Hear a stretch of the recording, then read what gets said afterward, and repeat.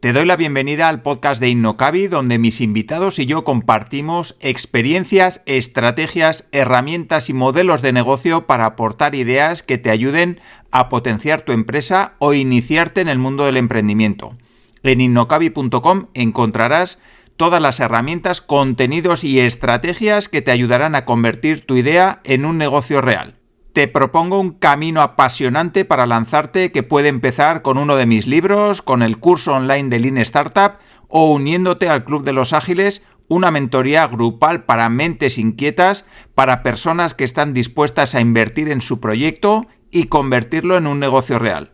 En innocabi.com encontrarás toda la información. Te espero dentro.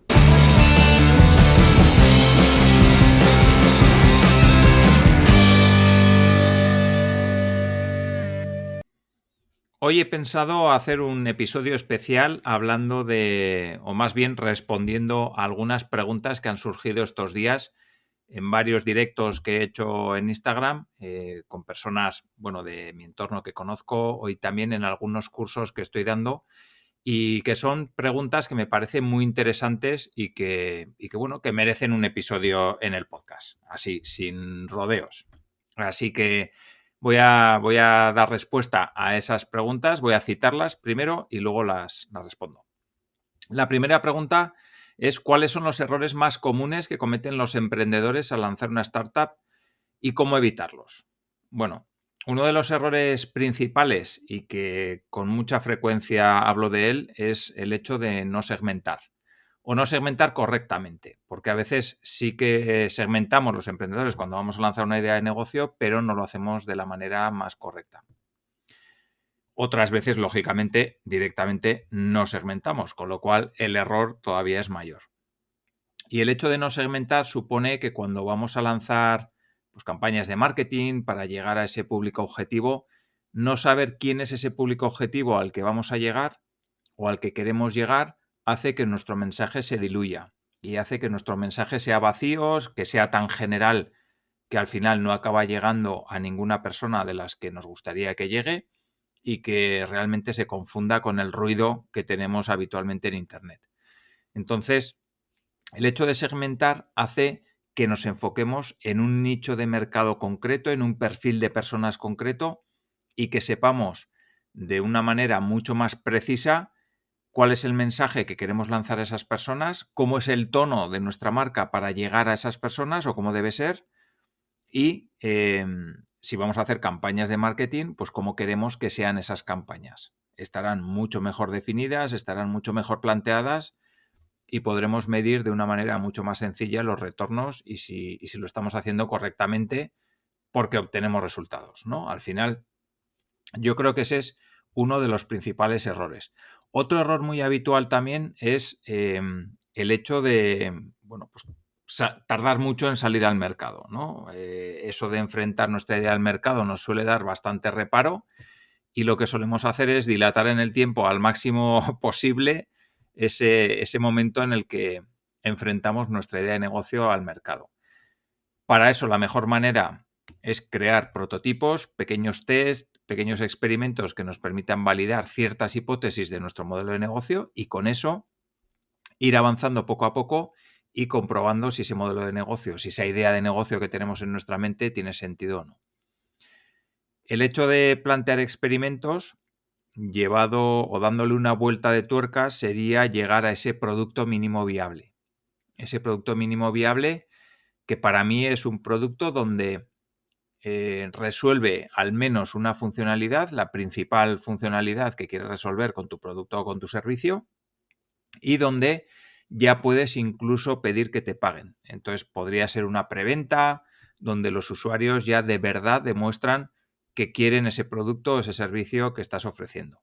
Entonces, de esa manera es la manera más precisa de saber si tu idea de negocio tiene sentido en el mercado y no cometer el error que solemos cometer muy habitualmente, que es dilatar ese momento en el que presentamos nuestra idea y que, pues a veces suele ser por miedo a que nos digan que no funciona, que no es, que nadie quiera comprarla, etcétera.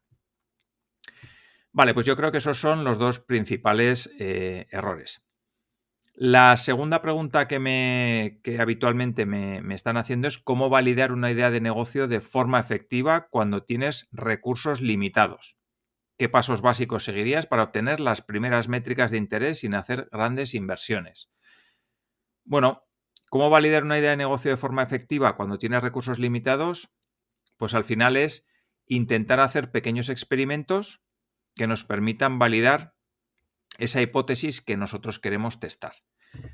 Cuando nosotros tenemos una idea de negocio en nuestra mente, tenemos una idea, o deberíamos tenerla, por lo que he comentado en el punto, en la pregunta número 1, es a quién nos vamos a dirigir, quién es ese segmento de personas a los que vamos a ofrecer nuestra propuesta de valor, nuestro producto, nuestro servicio. Y una vez que tenemos claro eso, el siguiente punto importante es cómo planteamos el modelo de negocio de nuestro negocio, nunca mejor dicho. Entonces, yo para eso habitualmente uso el Business Model Canvas, el de Osterwalder, el típico lienzo de los 9 bloques, y de ahí extraigo cuáles son las hipótesis más críticas de mi modelo de negocio. Pues saber si el segmento de cliente que he definido es realmente un segmento de cliente interesante porque voy a poder hacer negocio, si la propuesta de valor que ofrezco pues es realmente una propuesta de valor que satisface o que resuelve los problemas de esos clientes a los que me quiero dirigir, si la manera de generar ingresos realmente va a hacer que pueda construir un negocio. Hipótesis que yo he planteado en ese lienzo de modelo de negocio, ver de qué manera voy a testar. Por ejemplo, pues para testar si el cliente objetivo al que me dirijo es el que yo he seleccionado, pues lógicamente tendré que encontrar personas con ese perfil de cliente objetivo al que me quiero dirigir. Y luego a esas personas les haré pues entrevistas de problema o entrevistas de solución si ya tengo una solución que está un poquito más avanzada. O, bueno, es verdad que de las entrevistas de problema voy a poder extraer un montón de información que me va a permitir saber dónde hay más personas con ese perfil y poder llegar a ellas. Entonces, la entrevista de solución de problema, perdón, para mí es una herramienta fundamental y luego, por supuesto, utilizar el lienzo de propuesta de valor, que creo que es una herramienta que también te puede aportar muchísimos beneficios. Y por hacer un poquito de spam, en mi libro, en mi segundo libro, Emprendedor Ágil, hablo mucho de cómo testar, de cómo segmentar, de cómo encontrar a esos primeros clientes y cómo utilizar el lienzo de propuesta de valor y cómo, bueno, de alguna manera encontrar a esas personas que pueden ser tus primeros clientes y con los que construir ese negocio. Entonces yo creo que cuando tienes recursos limitados, es verdad que puedes hacer algunas pequeñas campañas de marketing. Hombre, entiendo que recursos limitados no se refiere a 0 recursos, sino que se refiere eso, a recursos limitados que algunos recursos tienes. Entonces yo creo que segmentar, como decía en el punto 1, es muy importante. Y segundo, pues por ejemplo, crearte una landing page donde defines cuál es el producto que vas a lanzar. Bueno, vuelvo al ejemplo del libro Emprendedor Ágil. Si estás escuchando este episodio antes del 4 de noviembre de 2024, yo lo que he hecho es hacer una preventa en el lanzamiento de ese libro. Es decir, ahora mismo las personas que compran ese libro tienen acceso a una formación conmigo de 10 horas que empieza el 4 de noviembre. Entonces, yo lo que estoy haciendo ahora es una preventa. Estoy probando si esa idea de negocio tiene sentido o no. Si veo que tiene sentido, es probable que en el futuro haga más relacionadas con esto y la lance de una manera similar a como estoy lanzando este libro actualmente. Y si veo que no funciona, pues bueno, quizá no vuelva a hacerlo nunca más. No lo sé. Entonces, una manera de probar si tiene sentido una idea de negocio es te creas una landing con la propuesta de valor orientada al segmento de cliente al que quieres ir y luego la das a conocer en tus canales. Pues yo, por ejemplo, en el podcast, en la newsletter, en mis redes sociales, se pueden crear anuncios para atraer tráfico rápido a tu página web. Y son maneras de testar una idea de negocio rápida. Y las primeras métricas sin hacer grandes inversiones, que era la segunda parte de la pregunta, bueno, pues yo creo que al final es el porcentaje de conversión. Al final es cuántas personas han llegado a tu landing, cuántas personas han llegado a tu web y cuántas personas han convertido. Esa es una métrica que te puede dar pistas. También te puede dar pistas el tiempo de permanencia en página, por ejemplo, para saber si las personas están interesadas o si simplemente han llegado a la landing, la han visto y se han ido, que eso te daría una pista de que realmente no estás siendo atractiva o no estás llegando al público objetivo al que tú quieres llegar. Así que yo creo que con esas ideas tienes para pensar un rato. La tercera pregunta, ¿en qué momento es recomendable abandonar una idea de negocio que no está funcionando y pivotar hacia una nueva dirección? ¿Cómo identificar las señales de que es hora de cambiar? ¿En qué momento es recomendable abandonar una idea de negocio? Pues hombre, yo creo que en todo negocio siempre hay un momento en el que lo vas a pasar mal. No quiere decir que ese momento sea en el que tengas que abandonar, pero yo creo que si obtienes ya muchas señales en el mercado, si no encuentras el segmento de cliente, si ves que la propuesta de valor realmente no llama la atención, si ves que no estás resolviendo un problema a esos clientes y desde luego si ves que nadie está dispuesto a pagar por el producto o el servicio que estás ofreciendo, pues la idea de negocio no está funcionando. O bien porque no has encontrado el segmento de cliente adecuado, o bien porque la propuesta de valor no es suficientemente fuerte, o bien porque directamente no estás resolviendo ningún problema de ninguna persona que está ahí fuera. Entonces yo creo que esos son señales que te dicen que tu negocio, pues, o tu idea de negocio, mejor dicho, no está funcionando como debiera. ¿Y cuándo sí está funcionando como debiera? Bueno, pues cuando ves que hay ventas, que, hombre, al principio cuesta en general hacer ventas, pero si ves que un negocio empieza a tirar y empiezas a vender de una manera rápida, el primer mes empiezas a tener algunas ventas, pues igual ahí tienes unas señales de que la cosa va bien.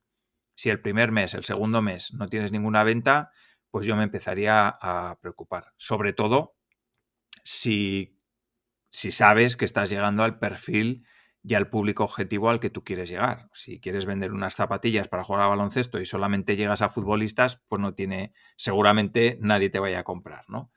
Entonces, al final es asegurarte de que estás llegando al perfil de cliente objetivo y eso con anuncios pues es relativamente sencillo porque puedes definir muy bien a qué perfil objetivo diriges esos anuncios, con lo cual sería cambiar esa estrategia y cambiar de perfil y con eso, pues bueno, ver si ese nuevo perfil te funciona mejor o no. Así que, resumiendo, ¿en qué momento es recomendable abandonar una idea de negocio que no está funcionando? Pues yo creo que cuando recibes muchas señales del mercado, varias, de que, pues de que no tiene sentido tu idea. Y la principal es que nadie te está comprando.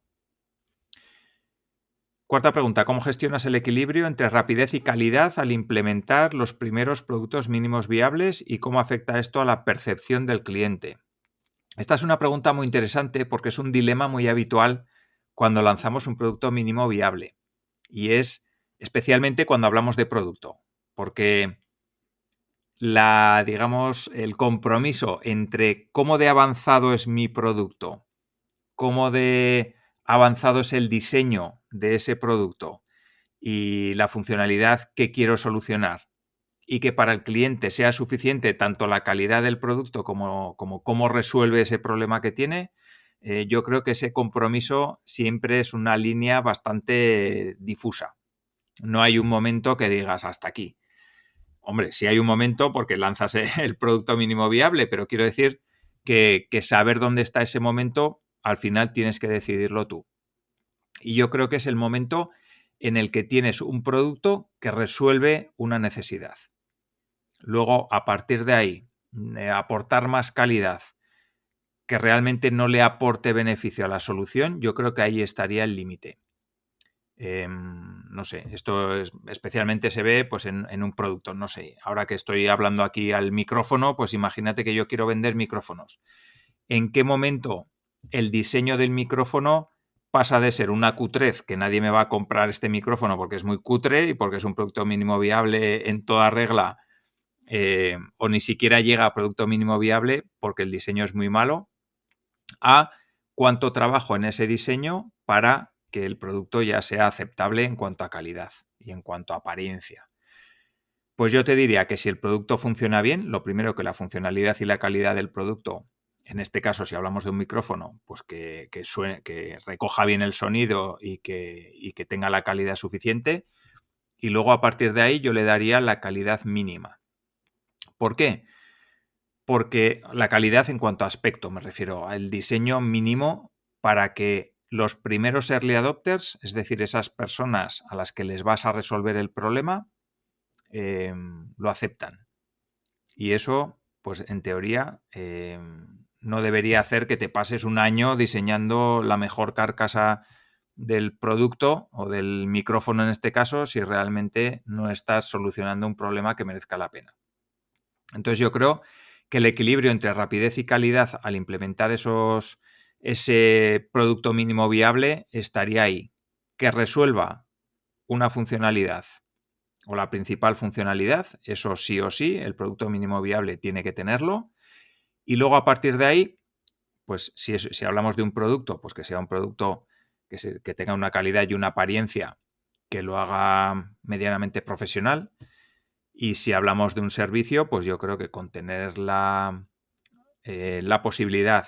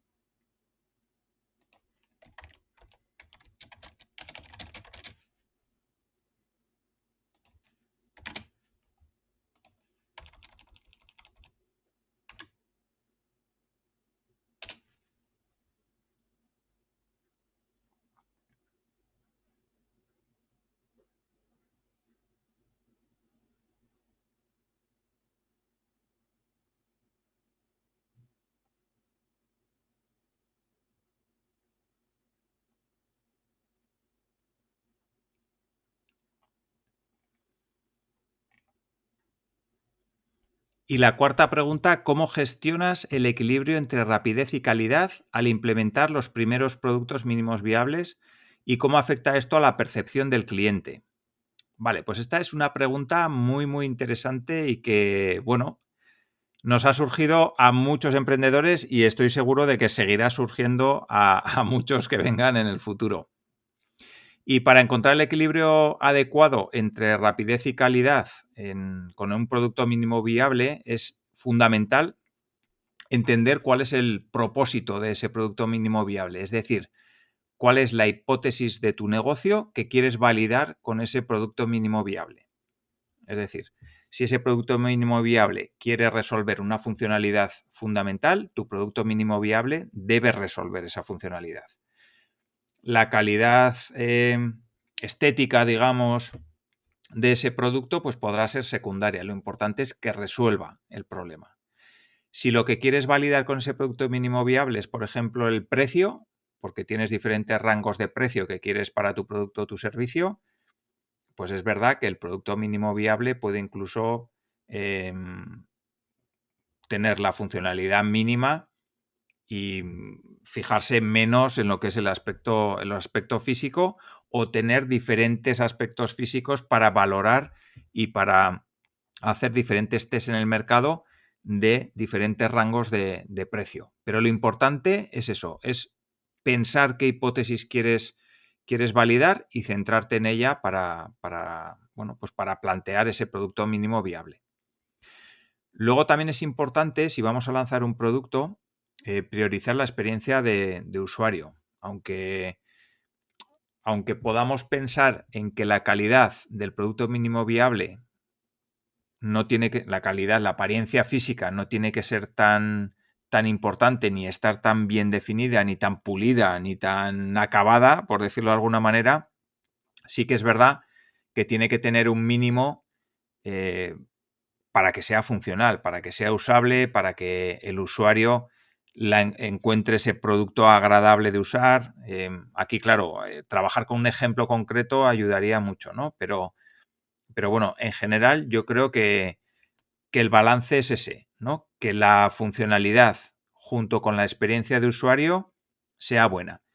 Y para eso, ¿qué es lo que hay que hacer? Pues simplemente tan difícil y tan fácil como en cuanto tengamos la idea de producto mínimo viable que queremos lanzar al mercado, hacer pequeños experimentos con usuarios y hacer test de usuarios para ver cómo se comportan, para ver qué les gusta, qué no les gusta, si se entiende el producto o el servicio, si no se entiende, y con eso, pues rápidamente ir iterando ese producto mínimo viable y mejorándolo en función del resultado y del feedback que nos van dando los clientes.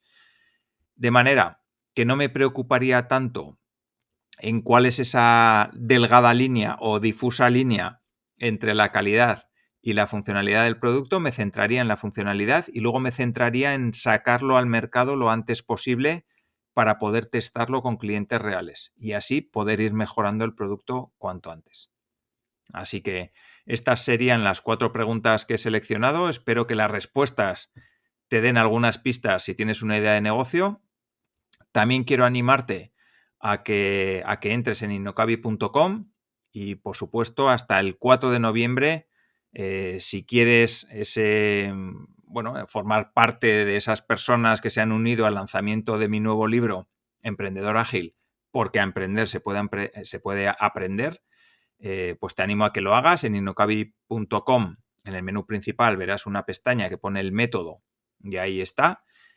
Incluye el libro en edición especial y además 10 horas de formación conmigo, empezando el 4 de noviembre, durante 20 días, media horita, porque lo que quiero es que pongas en práctica lo que te cuento en ese libro, el método que explico paso a paso y que seas capaz de aplicarlo en una idea de negocio que tengas ahora o en una futura idea de negocio que puedas tener pues cuando sea.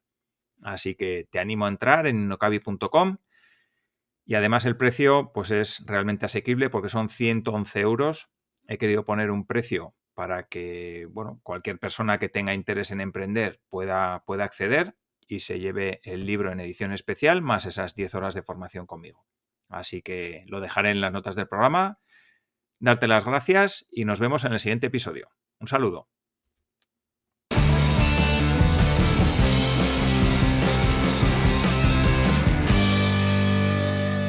Espero que este episodio te haya ayudado y te haya aportado experiencias, estrategias y herramientas que te ayuden a potenciar tu empresa o a iniciarte en el mundo del emprendimiento.